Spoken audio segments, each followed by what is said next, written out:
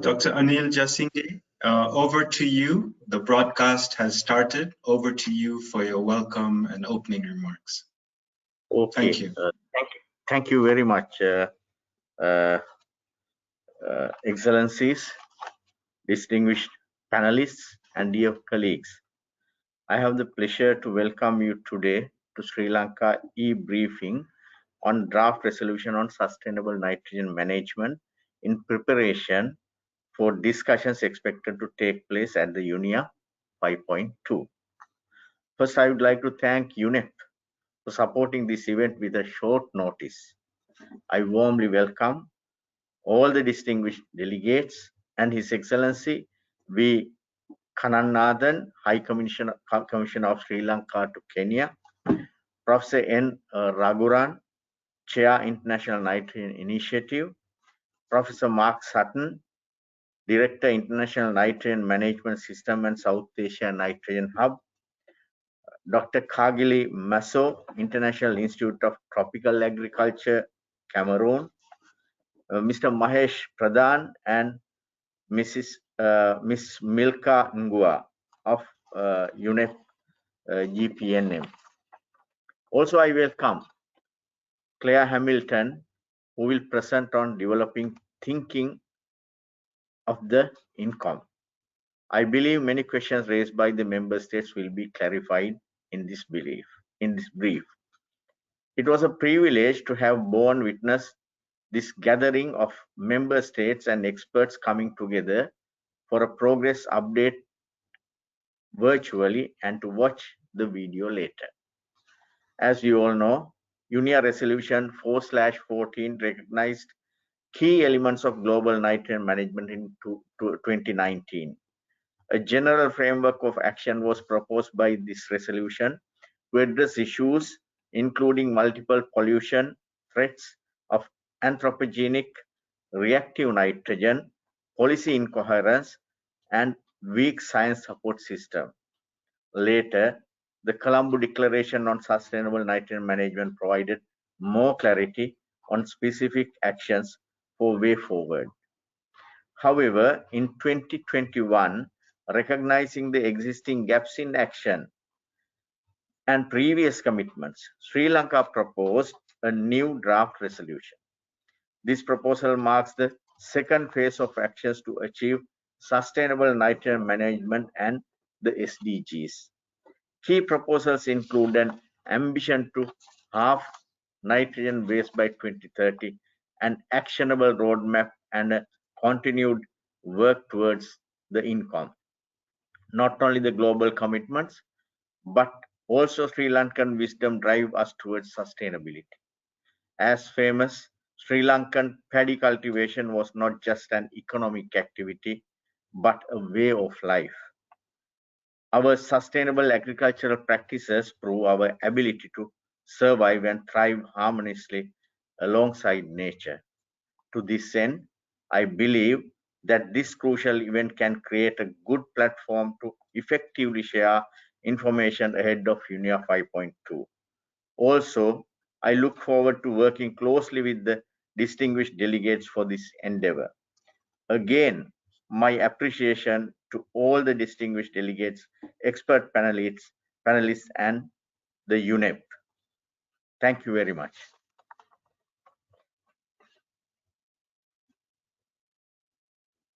Thank you very much, Dr. Anil Jasinge, Secretary. We move on now to a video message recorded earlier by the UNEP Executive Director for a COP26 side event in Glasgow. Milka, please play the video. Thank you for inviting me to speak at the COP26 side event on the critical role of nitrogen. We do not see the video. That we face.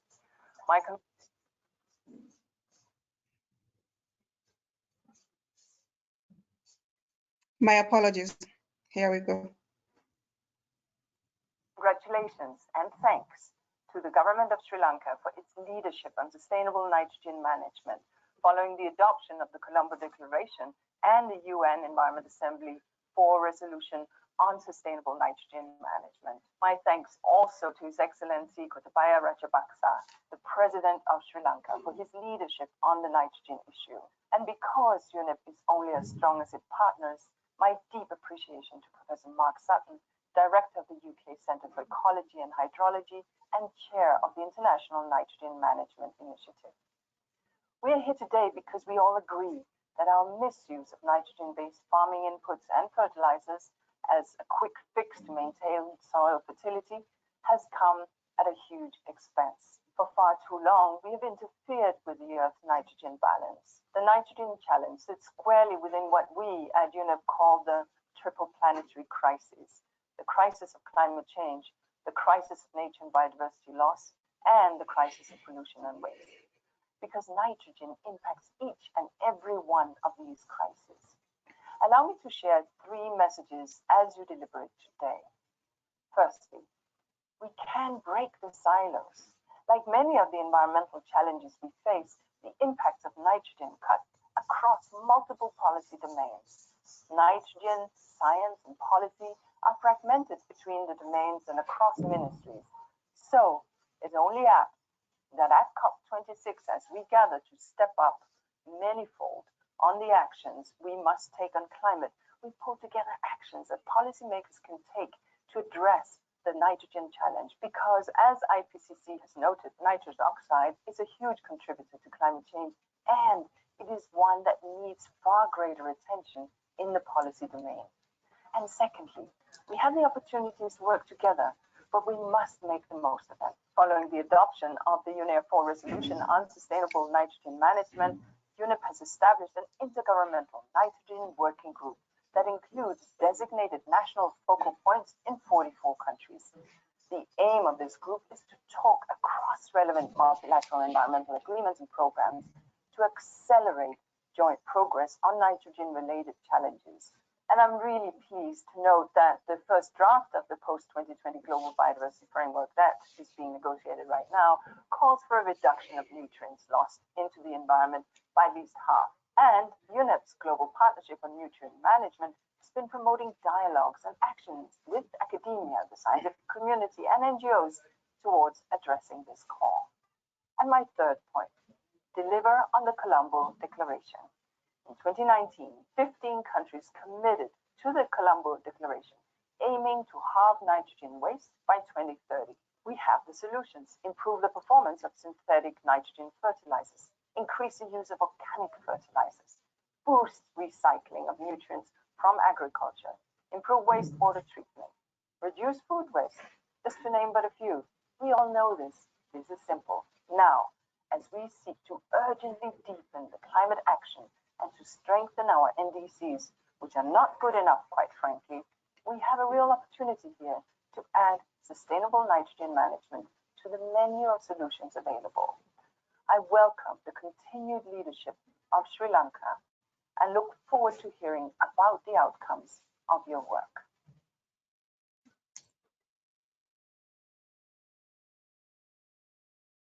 Over to you, Mahesh. Great. Yeah. Thank you. Thank you for those opening remarks, Dr. Anil, and also this video message from the UNEP Executive Director, which was for an earlier side event in Glasgow during COP26. We move now to some of the presentations before the panel discussion. We're close to 50 people online for this e-briefing. So the first panelist is from India, talking about why sustainable nitrogen management and why a South Asia nitrogen hub. Professor N. Raghuram will be speaking. Prof. Raghuram, we are very limited with time, so please try to stick to the 5 minutes. You will have more time during the question and answer. So I will stop your presentation after 5 minutes, so please try to be on time. Over to you, Prof. Raghuram. Thank you, Mahesh, and good afternoon, all colleagues. I hope you're able to see my screen. Yes, it works. And please turn on your camera too.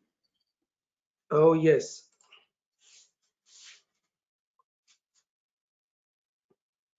Excellent. Thank you. Okay. Over to you. So I'll briefly explain about the importance of reactive nitrogen management in South Asia. South Asia is emerging as a hotspot for nitrogen pollution. It mostly comes from a fossil fuel burning for power generation or transport purposes or industrial purposes, or use of fertilizers both during the manufacture or the leftover unused fertilizers in agriculture. Some of it can also happen naturally due to cultivation of pulses, because legumes harbor bacteria that can fix atmospheric nitrogen gas. Now, the various reactive nitrogen compounds like ammonia, nitrous oxide, nitrates, which are left behind in the atmosphere in the process, accumulate in the water and air, and they are the ones which cause all the problems, including water pollution, air pollution, climate change, biodiversity change, and so on. So this is just to give a quick view on that. From the point of view of sustainable nitrogen management, it's important for every government to know that there are multiple reactive nitrogen species that come from multiple different activities shown on this picture at the top, which are probably governed by different government departments. So this requires multi-departmental coordination, even multi-ministerial coordination, as well as center-state coordination in some cases. Now, this is the overview from the ongoing South Asia Nitrogen Hub project that we have put together to highlight 3 different reactive nitrogen species and how they look on the global map and how the South Asian map looks. The first one is NOx, or nitrogen dioxide. The major component of NOx mainly comes from coal, diesel, petroleum, fuel burning activities, not relatively less from agriculture, much less. As you can see, South Asia, the darker the color, the more the problem. So the northwestern as part of South Asia, you can't see the smaller dots in smaller countries in South Asia, clearly are among the hotspots.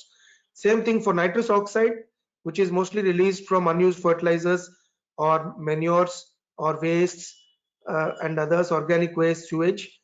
South Asia, including India, Sri Lanka, are visible here. Even Bangladesh and part of Pakistan are in the red, as much as some of the other parts of the world. Ammonia, we have the same problem. There's a huge ammonia cloud in the northwestern zone of South Asia. Now, this is a problem that has happened over a long time. So we have to manage at least three different species of nitrogen, and we have to manage them in air, water, and also their impacts on other organisms. There are transboundary effects, so they are not exactly limited to our own national boundaries. So we need to have a regional strategy for South Asia. We must act. Unfortunately, the investments in this kind of research within South Asia are not very inspiring, and to quite an extent, this meant that many of the scientists in these countries had to depend on the international partnerships and funding, or advocacy with organizations like the International Nitrogen Initiative, which I represent, or work with the Global Partnership on Nutrient Management, which is supported by Mahesh from UNEP, and the projects like the International Nitrogen Management System, which were facilitated through UNEP GPNM, which all together led to the first ever UNEA4 resolution on sustainable nitrogen management, supported by the entire South Asian community through the SACEP and piloted by India. Now we are talking of the second resolution. Ongoing project from UKRI South Asia Nitrogen Hub is what has given us the opportunity to put together some of these latest figures. Why does everybody talk only about carbon in climate change, whereas nitrogen is not mentioned? If you see the simple table, in terms of health effects, direct and indirect, environmental effects like acid rain, eutrophication, visibility, or climate effects, direct or indirect, nitrogen compounds like NOx are far more problematic than carbon compounds, and that more than 2 million people lose their lives to just NOx and PM 2.5 pollution in South Asia alone every year. And a variety of health disorders are already well documented by the WHO. This is just one recent publication from Indonesia on the asthma incidence in children among all different parts of the world, and South Asia is not far behind, as you can see. In India alone, 1.6 million deaths per year are attributed, and probably only next after COVID-19. Fortunately, you have a minute to wrap up, please. That's fine. South Asian concern over nitrogen pollution and action has been almost in parallel with the international events. As you can see, all the major international events in the top of the arrow and all the South Asian events at the bottom of the arrow. This is just to say that we have been early players in this, and this is also well recognized by the Indian piloting of the first resolution through South Asian partnership with SACEP. Fortunately, South Asia is the only region in the entire world where two countries, India and Pakistan, have published their national nitrogen assessments within a span of 4 years in 2017 and 2021. And that means that there is a lot of capacity to look at the problem and to assess the problem. Of course, there are other South Asian countries which still need to do their assessments, and a preliminary assessments for the whole South Asia is already in progress in the ongoing South Asia Nitrogen Hub. This is the resolution of the UN, which was passed in 2019, UNEA4. It's supposed to be taken up for review in UNEA6. However, you have a resolution for UNEA5 to discuss. And in between, the INI, of which I am the chair, had adopted a Berlin resolution which had looked at the Colombo Declaration that formed the basis for this resolution, and had said that INI would like to play a role in the post-UNEA resolution global response, including future processes such as interconvention nitrogen management mechanism and any other, or nitrogen working group, or any other such intergovernmental activities that may be taken up for global nitrogen management. And countries may look at their own individual roadmaps within the proposed action in the resolution that we're going to discuss. That's about all. Thank you very much from my side and from the International Nitrogen Initiative, Sustainable India Trust, and INMS and South Asian Nitrogen Hub. Thank you. Great. Thank you very much, Prof. Raghuram, for that overview from South Asia. Let's move on next to Prof. Mark Sutton in the UK, who will tell us more about the International Nitrogen Management System project and others. Over to you, Mark.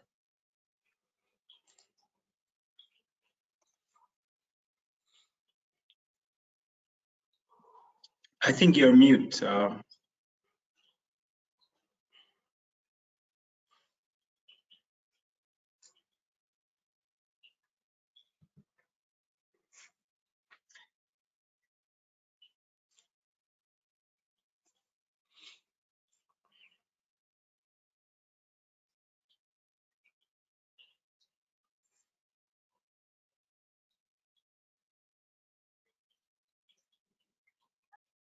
Thank you. Okay, thank you. I was muted centrally, but now I can see that I am able to speak.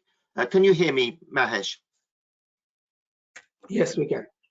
Yes, Thank yes. you. Okay, so I'm going to tell you a bit about the International Nitrogen Management System, and also share with you some evolving thinking on how we may build consensus on metrics and shared ambitions. I'm speaking on behalf of the International Nitrogen Management System with support from Jeff and UNEP, together with the South Asian Nitrogen Hub in partnership with GPNM and INI.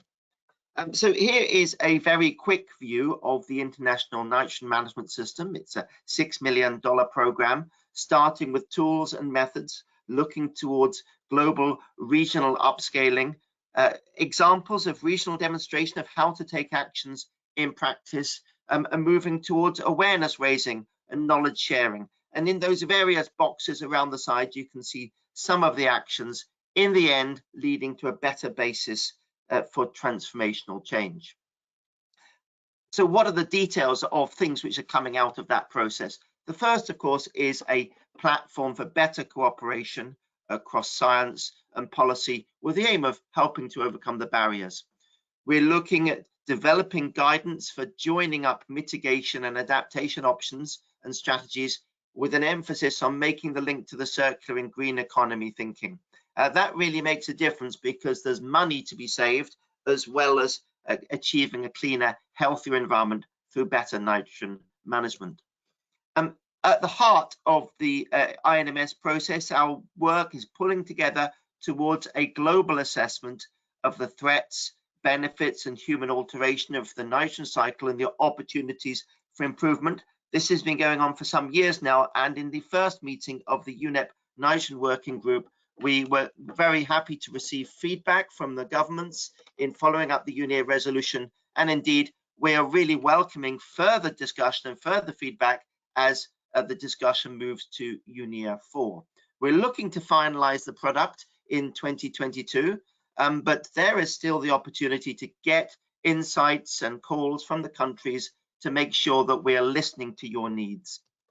And of course, a forward look to what may happen if the problem will be ignored. How much worse is nitrogen pollution going to be getting? Shortening of lives, a loss of biodiversity, climate threat, etc. And finally, the process is producing a wide range of guidance documents, special reports, databases, and just to illustrate one which was finalized last year in partnership with the UNECE Air Convention is a report on integrated sustainable nitrogen management mitigation options, and that's currently in the process of being finalized with authorship. The number at the bottom tells you the reference there. So what about evolving narratives for nitrogen action? A few years ago, we would be talking about reducing nitrogen pollutants. We would be doing it individually. Nitrous oxide, a separate conversation from nitrogen oxide, separate to ammonia, separate to nitrate in water pollution. That was missing critical synergies that could really motivate action. And then I think we moved on to a conversation that we all need to improve nitrogen use efficiency, economy-wide potential, not just agriculture. But the interesting thing is it becomes hard to share shared goals. If you're already on a high efficiency and you want to do 20% more, you've got to do a lot. But if you're on a low efficiency, 20% doesn't increase much. And I think that's when we ended up turning it around and saying a focus on reducing nitrogen wasted resources. If you have no waste, you have no action. It means that we're summing all nitrogen forms, including denitrification, to N2. That denitrification is when reactive nitrogen resources get converted back to dinitrogen, the nitrogen that makes the sky blue that does nothing, but is a waste of resources. And this approach allows equitable shared goals and of course is fostering the circular economy.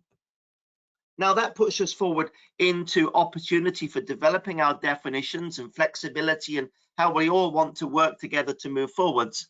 Here's a definition then of nitrogen waste, the sum of all nitrogen forms, reactive nitrogen lost as pollution, plus that denitrification to N2, which is equally a waste of resources. It includes intentional and unintentional waste. Why half? We're looking at a broad ambition that approaches the needs of environmental challenges, achievable with a combination of technical and societal change, and promoting investment to recover something like $100 billion a year.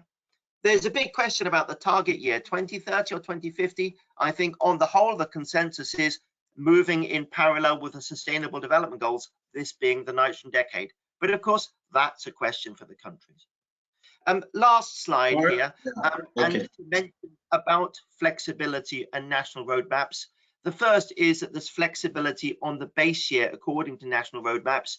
You could say starting between 2000 and 2020, recognizing the variable starting points and recent efforts.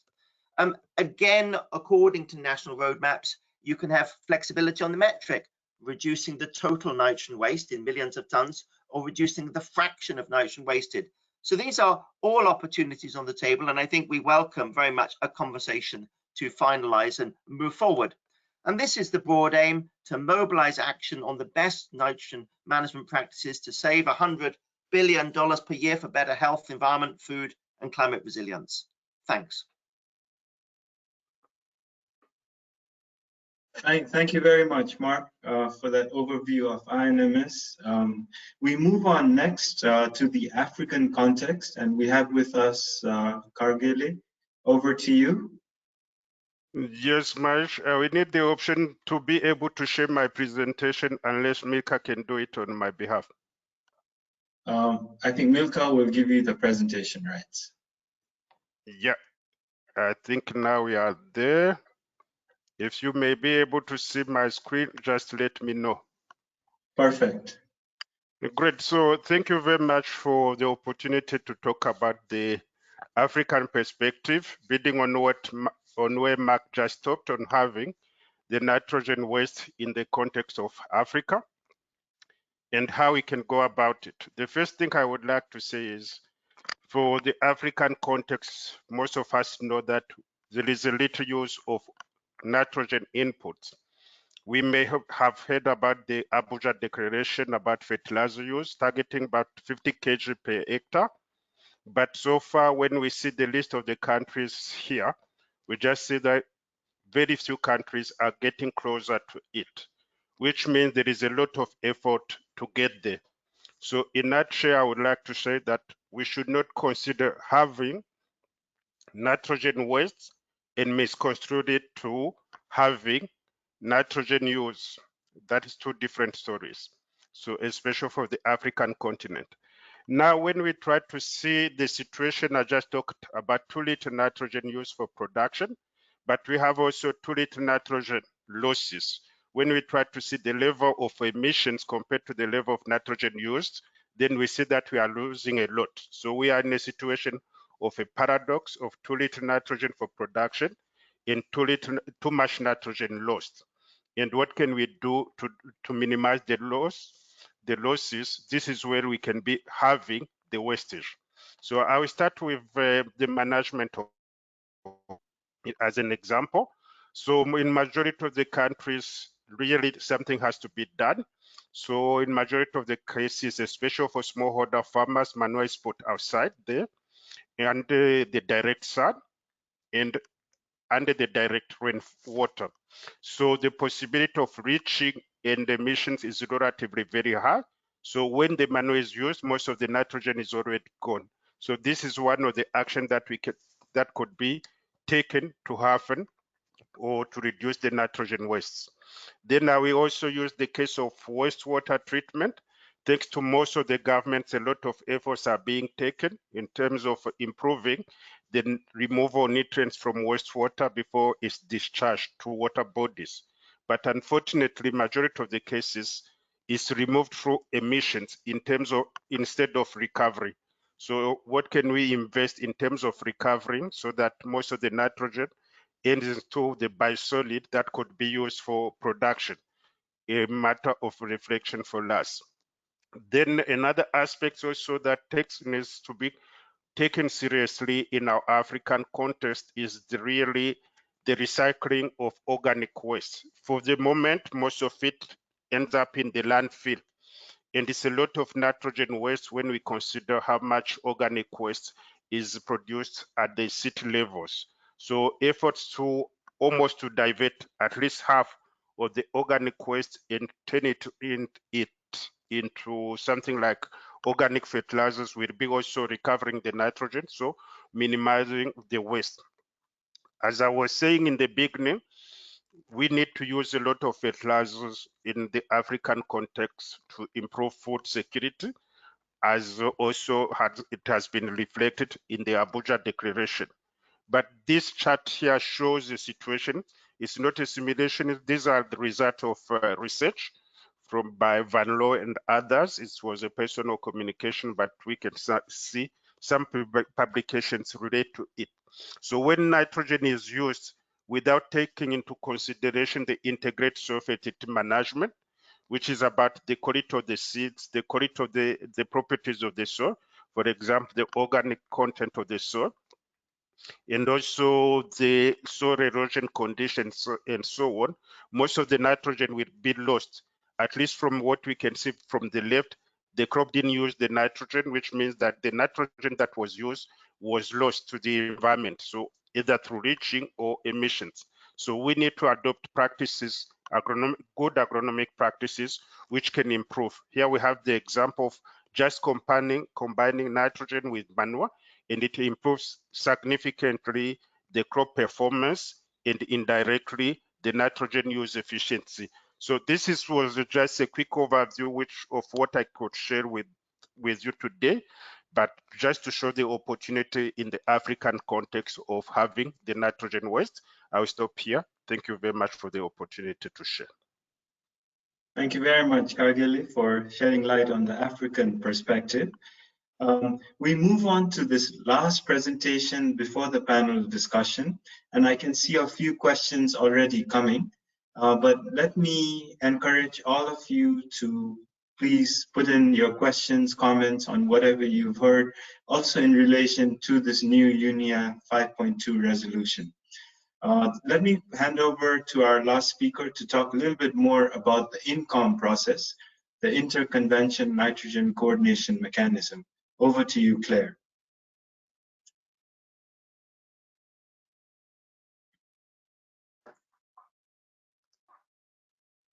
Thank you very much, Mahesh. I'm going to talk a little bit about the process that we've gone through so far in following up on the resolution adopted at UNEA4. In terms of the timeline, we really started in January 2019 with the rationale for the INCOM, which was presented in the rationale and context for the resolution that was presented by the government of India. UNEA4, as you all know, adopted the resolution on sustainable nitrogen management, following which very quickly in April 2019, there were some follow-up meetings of the International Nitrogen Management System to look at how that resolution could best be implemented and followed up. That itself led to the creation of the UNEP working group on nitrogen and a decision to create a task team to look at the options for establishing an INCOM. During 2021, there have been 5 e-meetings of the task team to consider the various options. Now, I'd just like to go back very quickly to Resolution 414 and remind us all of what that asks for. That resolution calls on the Executive Director to consider the options for facilitating improved coordination of policies across the global nitrogen cycle at national, regional and global levels, including consideration of the case for establishing an intergovernmental mechanism for coordination of nitrogen policies based primarily on existing networks and platforms. So the work that the task team has been doing is following up on that request from UNEA4. Now, looking at the different options that have been considered, 4 options were identified both before UNEA4 and in follow-up. One would be to continue with the status quo, which would essentially mean we continue with the fragmented approach when nitrogen issues are dealt with by multiple MEAs and multiple UN processes, which leads to a risk of duplication, it leads to gaps, and it leads to a risk of conflict in decisions taken under different organisations and across different MEAs. A second option would be for one MEA to take the lead. The problem with that is that the nitrogen cycle isn't covered in its entirety by one single MEA or process.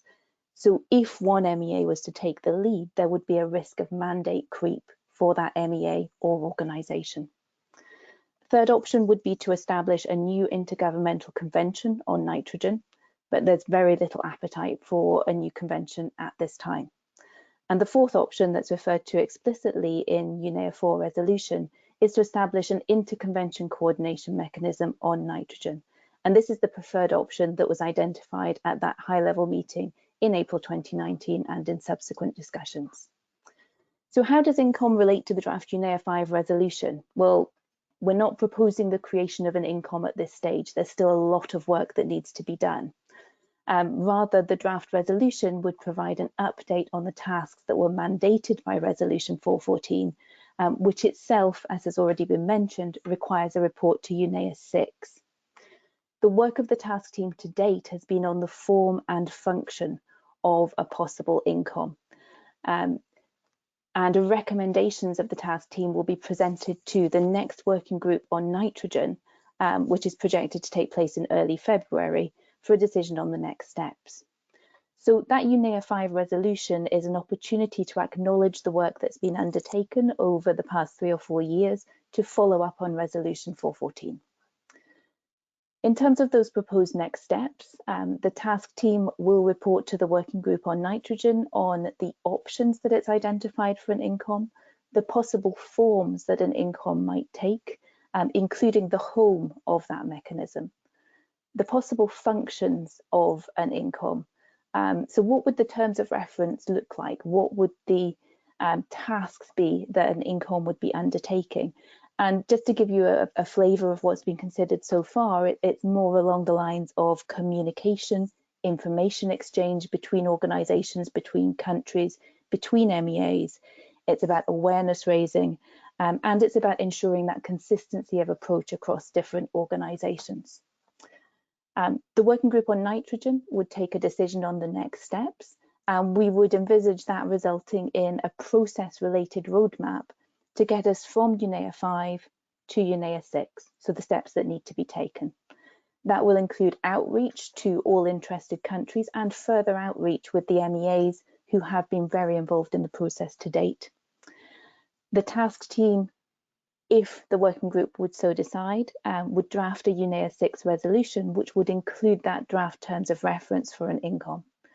And that draft resolution would be presented to CPR for consideration and comment, and for views to be taken on board. So in terms of where we are, it's very much a step in the process. It's a step in the road towards UNEA6 and towards the potential presentation to all of the countries of an INCOM. Thank you.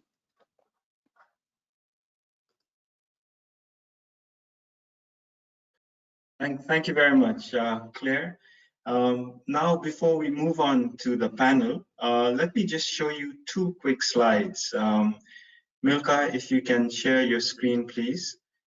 This gives you an overview of the new UNEA5.2 resolution on sustainable nitrogen management, which follows the earlier UNEA4 resolution also on sustainable nitrogen management. It has 5 preambular paragraphs, as you can see in this first slide, taking note of many of the things that was already mentioned by Mark on the INMS, etc., the earlier UNEA4 resolution that Raghuram referred to, etc., and as well as some General Assembly resolutions. If we move on to the next slide, which is more the operational paragraphs, Milka, is that we have 6 operational paragraphs that calls the executive director to look at, support, etc. So the first one is, of course, looking at halving nitrogen waste from all sources by 2030. So this is one. The second is the proposed roadmap, and I already see some questions here on the roadmap, 2022 to 2024 of the Colombo Declaration, including the INCOM process that was just mentioned by Claire. The third is looking at support different agencies for the implementation of the declaration and mobilize human, financial, and technical resources, another question that has popped up. The next one is looking at coordination across different platforms. And here we've already heard South Asia Nitrogen Hub, the INMS, the GPNM, etc. And how can we bring this knowledge together? And then in terms of facilitating partnerships across the different MEAs, etc., is the next one. The last one calls the executive director to report back on the progress at the next, or the 6th session of UNEA. So with that, maybe now let's open the floor for the panel discussion. Let me ask all the panelists to please turn on their cameras, and then we can move from there. Prof. Raghuram, Claire, Janaki, etc. So Milka, you can remove the slide now. And let me take up the first question, which looks at the operational paragraph 1 of the draft resolution is calling on the ED to support the ambition to halve nitrogen waste. But what is the implication of this for countries which are not associated with the Colombo Declaration? Let me maybe pass this over, Mark, to you first, and then over to Raghuram to add anything, if at all. Mark, over to you. Yes, I think my comment has been involved in these processes as we've gone along, is that these are formally separate things. It's great that a group of countries have taken this a step forward in the Colombo Declaration, but it's clear that the proposed document is completely independent. It's rather a learning from. So the point about the countries who are not part of the Colombo Declaration, this is an invitation for the United Nations system to move forward with this ambition under the leadership of those countries, and Sri Lanka, of course, who've led the Colombo Declaration. Thanks for that, Mark. Prof. Raghuram, your thoughts, especially from South Asia, on this? Thanks. Well, it's true that the meeting in Sri Lanka that led to the Colombo Declaration could not get the kind of attendance that would have made it into a majority worldview. But nevertheless, it represents the thinking of 10, 20, whatever number of 30 countries that participated and deliberated on the issues at hand, and have issued a declaration for the consideration of the wider, community of nations.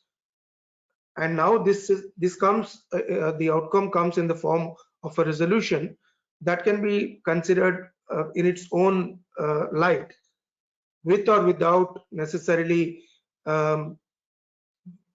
worrying about what happened or did not happen in the Colombo Declaration, because that was just a starting point. It could come from anywhere. For example, the first UN resolution, actually the first draft was discussed in a meeting in Maldives, where in a meeting of a few South Asian countries.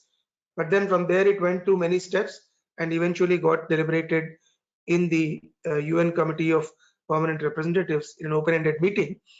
And after incorporating all the countries' concerns and points of view, this was eventually accepted.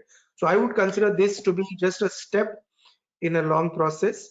I wish these steps would be done in physical mode. This online mode is not really highly convenient, but still it's a step and we should be taking it in that spirit. Thank you. Kargeli, from an African context, in terms of halving nitrogen waste, you did touch on this. Your thoughts?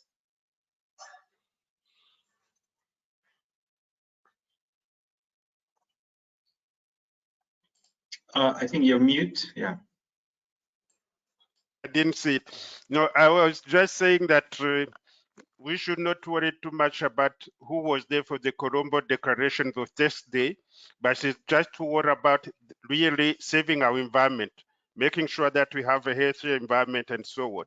And that does not take to be part of the Colombo Initial Declaration. I think we all should do our best as countries to embrace the Colombo Declaration. That is the first thing I could just say. And when in the African perspective, we lose a lot, as I was saying, and there is a lot of options to maximize the use of what we have. As most of you know, in terms of the capacity of most of the smallholder farmers to effort, for example, chemical fertilizers, nitrogen fertilizers is not a given.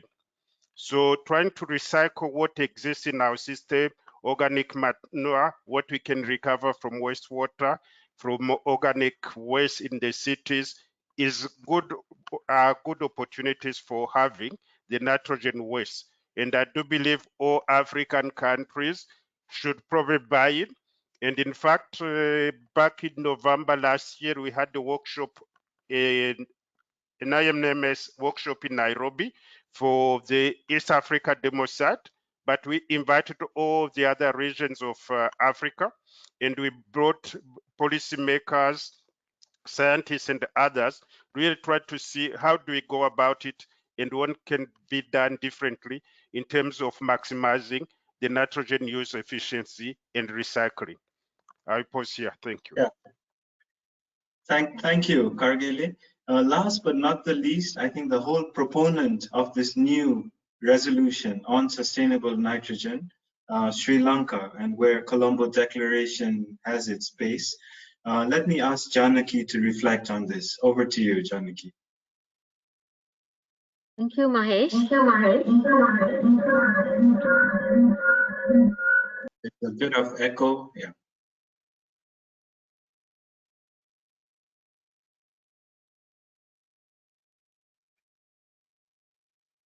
Please go ahead. Thank you, Mahesh. Yeah. I think the echo is still. Yeah, I will come back later.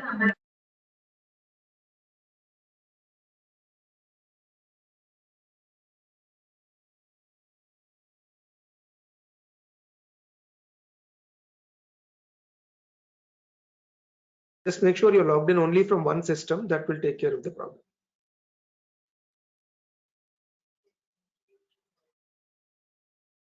Maybe while we're waiting for Janaki to sort out this technical issue, let me move on to the second question, which is the roadmap for 2022 to 2024.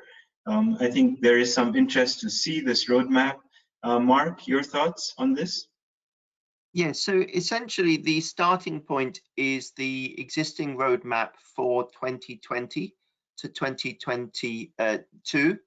And that is there already available. And I think what needs to be done in ahead of UNEA 5.2 is get those updates in and invite all of the countries on this call to get their suggestions of, don't forget this action that is really relevant for sustainable nitrogen management, so that we can use this call as part of the process of populating that roadmap. Essentially, Claire Hamilton summarized it very briefly, is that there'd be two resolutions on track to report at UNEA 6, and it would be the actions that are going on the way to do that. That would include the future meetings of the nitrogen working group and its potential decisions to recommend things to the Committee of Permanent Representatives. And of course, it includes the run up to UNEA 6 itself.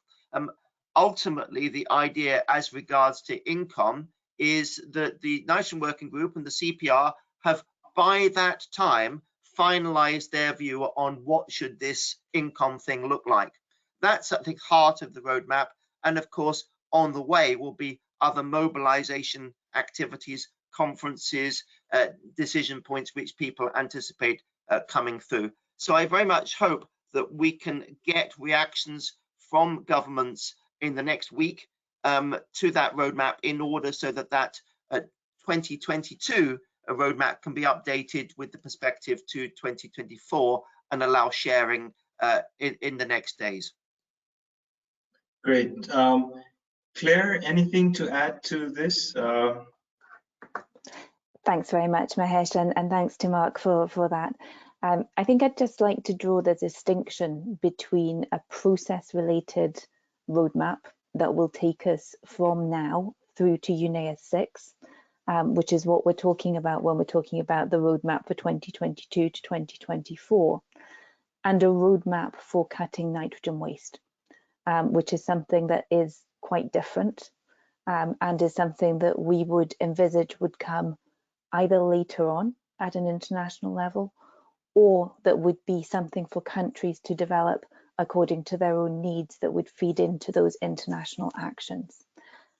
So I hope that reassures countries that we're not talking about a roadmap that will require particular actions at national levels at the moment. We're talking about a roadmap for getting us to the point that we can agree those practical actions. Thank you. Great, great. Many thanks. I see many countries, participants from Costa Rica, from Brazil, from Oman, from Japan, the EU, Germany, etc. And thank you so much for these very pertinent questions. Janaki, hope you're back and the system works for you. Over to you, Janaki. Yes, thank you, Mahesh. I fully agree with the statements made regarding the first question by Professor Mark Sutton and Professor Raghuram. And actually, in Colombo Declaration, we've set that ambition to have nitrogen waste by 2030 on scientific and opinion, and it is an ambition. And as well explained by Professor Mark Sutton, now we have flexibility options to select by countries, even by ourselves also. And we have taken initiatives as a country, formulating very controversial policy decisions, and now we are trying that policy decision, and we have seen the harvest after that policy decision was last 2 weeks. They have started to receive. So there were a lot of debate regarding that, but we have taken that national policy decision as a country, and we'll see what will happen, and we'll take our policy formulations revised by the knowledge we have gathered due to that on that practical experience we had as a nation. And really this is a science-based target. So as both professors explained, irrespective of the number of countries who has endorsed the Colombo Declaration, I feel that any member state can endorse this ambition due to its direct link to policy based on more scientific findings. So I wish that all the member states will reach consensus on our flexibility options, which we'll propose in the upcoming subcommittee meetings. Thank you. Yeah, Janaki, just to continue, and the next question is about what exactly is the cooperative mechanism to mobilize human, financial, and technical resources? This is one of the operational paragraphs. Would you like to address this first before I move on to the others? The cooperative mechanism to mobilize. Which paragraph you are referring to, Mahesh? This, I think it's operational paragraph 3 or 4. 2. Basically, one of those looking at mobilizing resources. What sort of cooperative mechanism?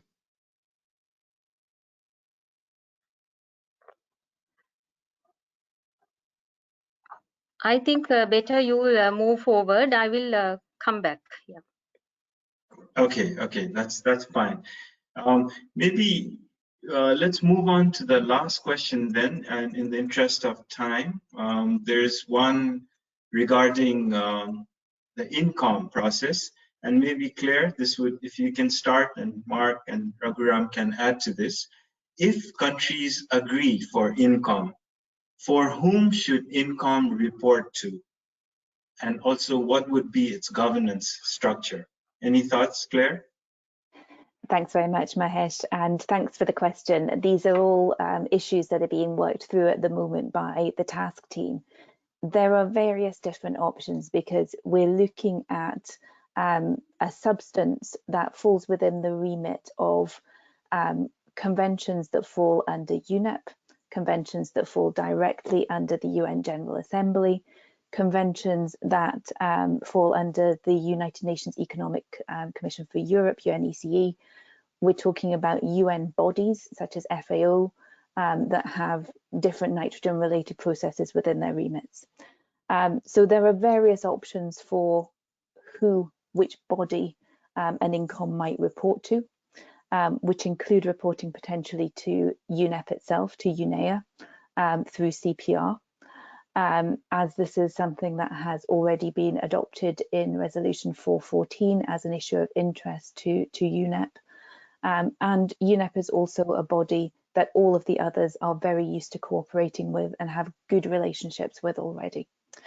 So reporting to UNEP would be one option. Reporting directly to UNGA would be another option, although one that has potentially more difficulties in terms of process.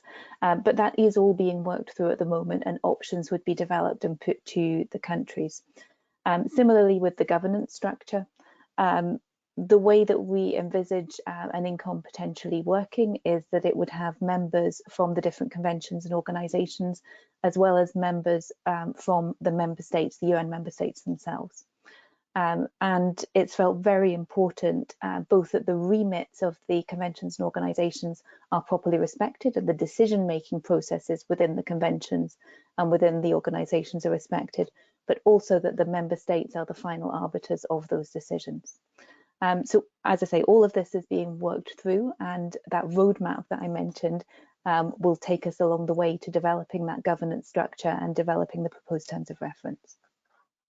Great, Claire, thank you so much for that clear response. Mark, I thought I would end with that, but I see one question that has just come in, which is quite interesting, saying, would you please speak further about the differences between the resolution from UNEA4 and UNEA5.2? Could the roadmap to 2024, I just moved up, and UNEA6 not continue to be pursued under the UNEA4 resolution, which has already passed? What is new and essential in the 5.2 resolution? Do you want to address that before we ask Janaki to start wrapping up? Yes, I think there are obviously several opportunities new in the resolution. In the UNEA4 resolution, if it's looked at, essentially it's opening the conversation. It's saying start looking at these issues, start encouraging cooperation, education sharing, and the UNEA 5.2 resolution is intending to take that forward, to recognize the work that's been done, and to start homing in the direction going forward. So you will see the words cooperation on nitrogen in UNEA 4.14 resolution, but you won't see the words going towards an interconvention nitrogen coordination mechanism. That is not there. What we are not putting forward, I think, for Sri Lanka is making clear, is it's not at this point a final and detailed proposal for INCOM, but rather this is setting a mandate and setting a focus for the issues that should be addressed in the next 2 years in terms of finessing that. Just to give an indication, for example, this conversation is already very interesting. It's taking words like coordination. What does coordination mean? And as Claire has emphasized, the conventions have the primacy. You know, each convention has different member states. One is not contesting that, but how to encourage that those conventions are working together and the countries are working together. And I think so there is an opportunity here to finesse wording to ensure that all the countries are happy. Now, as Claire has emphasized, the kind of coordination we're envisaging is focused on cooperation, communication, that is not imposing anything on the, let's say, sovereignty of the conventions, but looking at ways of encouraging them to work together, as indeed has already been happening in the process, as various representatives from the conventions have been on board in the nitrogen working group and in the task team taking that forward. Great, thanks, Mark. Raghuram, I did see your hand. Very brief. Time is running out. Over to you, Raghuram. You're mute. You're mute, Raghuram. So sorry. Is it better now? Yes. So some of these questions are precisely the ones that should have been the main body of the roadmap, which should have been ideally on the table for everybody to see and deliberate.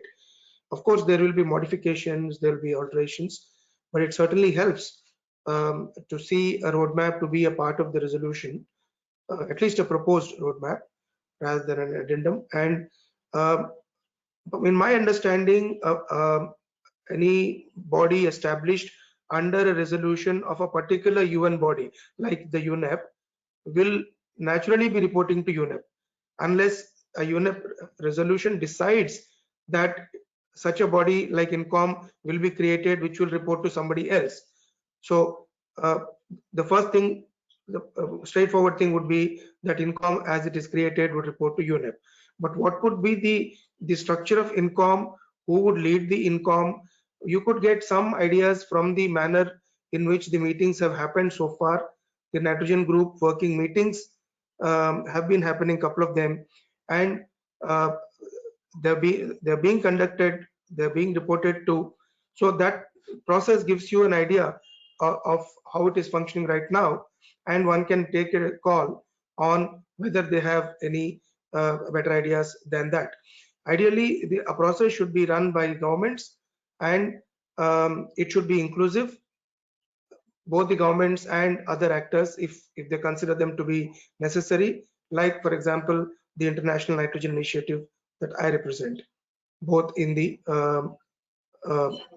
task team and in the nitrogen working group, eventually leading to the INCOM. But this is a decision that the member countries have to take. As I speak on behalf of the INI, not as a representative of the Indian government. Thank you. Yeah, thank you for that. Claire, maybe one last point on the CPR reporting before we give it to Janaki to conclude. Yes, thanks very much, Mahesh. There's a question on whether INCOM could report to CPR. This is something that we've explored with UNEP Legal, and there are no procedural or legal reasons that INCOM would not be able to report to CPR. So reporting to CPR would be possible under current procedural rules. Great, yeah, thanks for that very short and concise response, Claire. So Janaki, before I hand it back to you for some concluding remarks as the proponent for this new UNEA 5.2 resolution, we have already had the first reading of this UNEA 5.2 draft resolution on the 14th of December.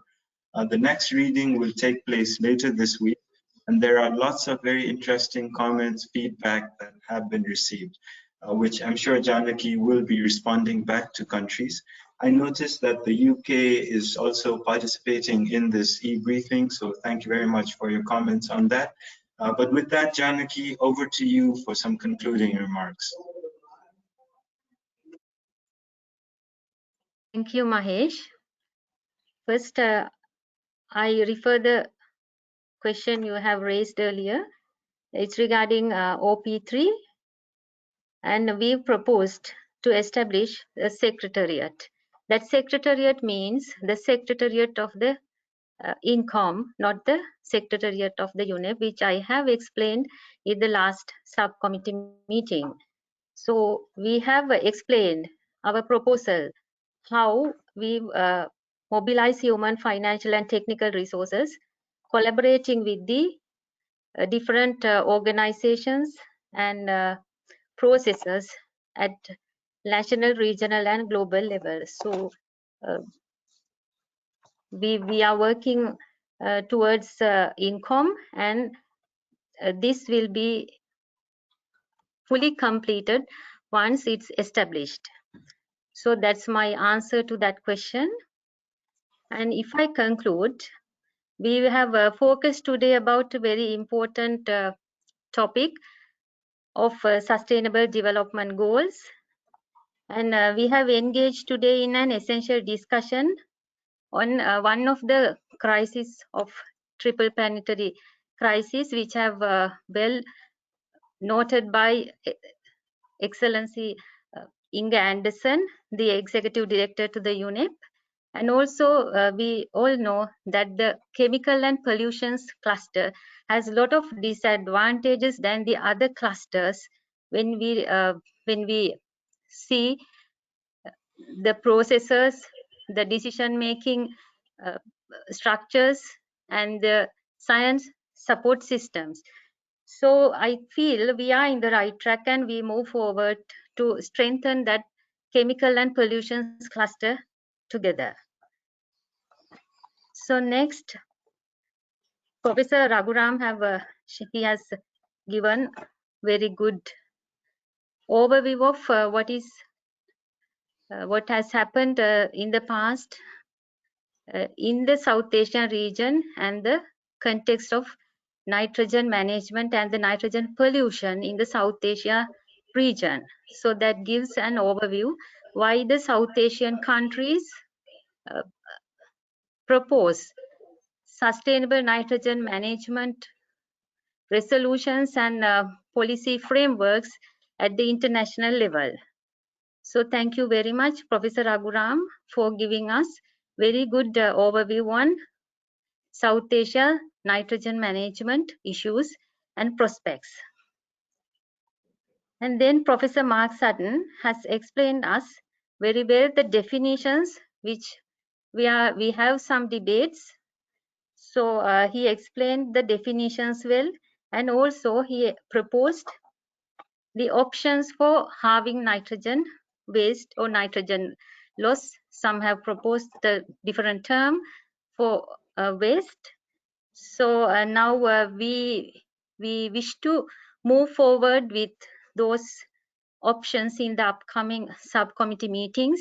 We will be negotiate and consult with the member states on those two options and the one we have proposed.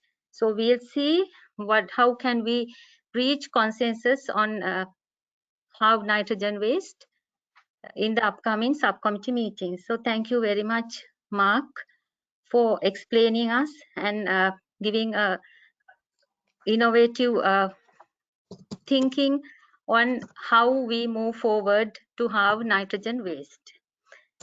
Then Dr. Kargil Meso, he very well explained about the African context, especially reminding about the Abuja Declaration as the difficulties of achieving the targets in the content. As we have experienced in the UNFCCC COP26, that African context, we have to address sustainable nitrogen management in African context in terms of nitrogen with much more detailed discussions. So we have made some efforts at the COP26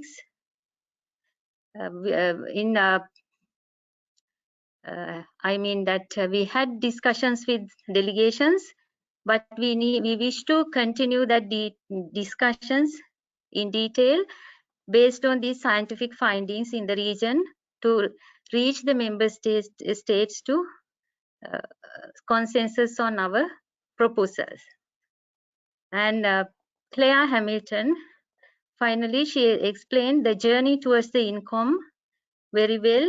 I think many of the questions raised in the last subcommittee meeting were now clarified by that brief.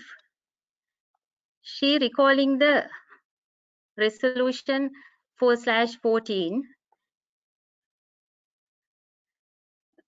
reminded the 4 options which has proposed by the 4th plenary session of the INMS, the reason for selecting the one of the 4 options to move forward. And also she very well explained the process followed by the INCOM task team so far and the way forward. So I think member states who have raised questions on INCOM, its structure, its functions, and the way forward. Now they have they would have received good understanding by after the presentation of Claire Hamilton. So thank you very much, all of the eminent panelists which have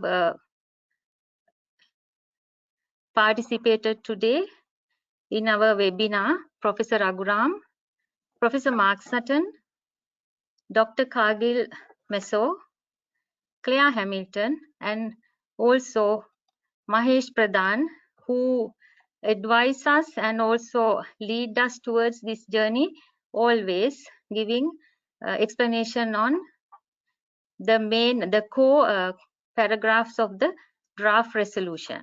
So thank you very much, all of you, for participating for this great event, which explained the most urgent action on sustainable nitrogen management in all of our regions. So thank you again on behalf of the government of Sri Lanka, and I warmly welcome all of the comments put forward to the panelists, and if Mahesh can pass those messages to me, we can give more detailed answers in the upcoming meetings. So I thank you, all of the participants, all of the distinguished delegates who raised questions to make clarify, because that clarification is the core for our consensus reaching in the upcoming meetings. So thank you very much for all the distinguished delegates for participation for this today's webinar. And I finally thank you, Mahesh Pradhan and Milka, to organize this event, providing logistic supports and technical support. And this was organized in a very short notice, and this webinar was requested by us because there were a lot of clarifications raised, and that clarifications we felt that we should provide a more the more scientific based and more technical based answers from the experts.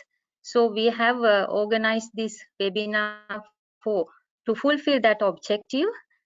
So I think from tomorrow at the subcommittee meetings, the Sri Lankan delegation can have more fruitful discussions and negotiations regarding our proposed text. Already we have changed some of the text considering the comments of member states to reach consensus. So we will move forward to reach a consensus at UNEA5.2 to adopt this resolution, and I hope all of you will join us in that endeavor. Thank you very much. Great. Thank you so much, Janaki. Just to thank all the 50+ participants still online for joining us. And we will have a recording of this e-briefing available to member states that were unable to join, so that they can also look at some of the points that were raised. So with that, thank you to all the panelists and the participants, and goodbye from Nairobi. Bye-bye.